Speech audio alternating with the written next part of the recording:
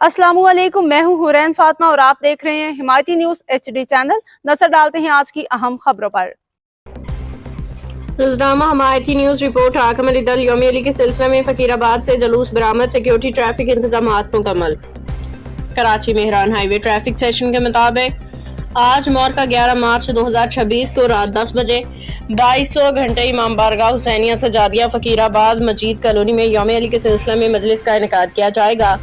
मजलिस के इख्तिताम के बाद जलूस इमाम बारगाह हुसैनिया सजादिया फकीराबाद से बरामद होगा, जहां अंदरूनी गलियों से गुजरता हुआ मजीद कॉलोनी सेक्टर 2 जैकबाबाद लाइन गली नंबर 2 से होता हुआ अलमदार पार्क में इख्तिताम पजीर होगा। जुलूस की क़यादत बाबर गुलाब शाह करेंगे, जबकि जुलूस में तकरीबन 300 से 400 अफराद की शिरकत मुतवक्के है।